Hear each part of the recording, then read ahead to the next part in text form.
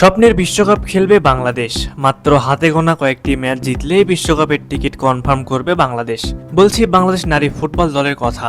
বাংলাদেশ নারী ফুটবল দল কিভাবে এত সহজে বিশ্বকাপে খেলবে, এটাই এখন সবার প্রশ্ন। তবে চিন্তার কোনো কারণ নেই, আপনাদের বোঝার সুবিধার্থে আমরা আপনাদের বলে দেব বাংলাদেশ নারী ফুটবল দল কিভাবে বিশ্বকাপে খেলবে। বিস্তারিত ভিডিও শেষ পর্যন্ত দেখুন, তাহলেই বুঝতে পারবেন। 2026 AFC এশিয়ান কাপের গ্রুপ পর্বে 3 ম্যাচ খেলে কোয়ার্টার ফাইনালে চলে গেলে আসবে এই সুযোগ। টুর্নামেন্ট 12 দলের হওয়ায় গ্রুপে তৃতীয় হয়েও কোনো দল যেতে পারবে শেষ 8-এ। এই কোয়ার্টার ফাইনাল থেকে সেরা 4 দল সরাসরি খেলবে ফিফা বিশ্বকাপে, আর বাকি দলও ইন্টারকন্টিনেন্টাল প্লে অফ ম্যাচ খেলার সুযোগ পাবে ফিফা বিশ্বকাপে কোয়ালিফাই করার জন্য।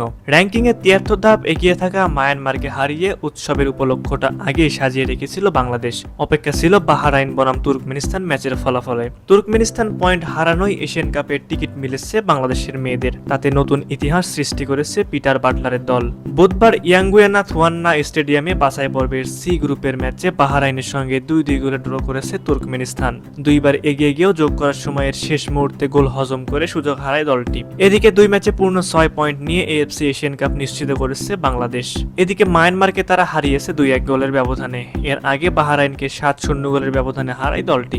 নিজেদের ইতিহাসের প্রথমবার এশিয়া কাপের মঞ্চে জায়গা করে নিয়েছে তারা। এশিয়ান কাপের মূল পর্বে জায়গা করে নেওয়ায় এখন সামনে সুযোগ রয়েছে বাংলাদেশের বিশ্বকাপ খেলার। সহজ কিছু সমীকরণ মেলাতে পারলে এটি সম্ভব হবে বাংলাদেশের জন্য।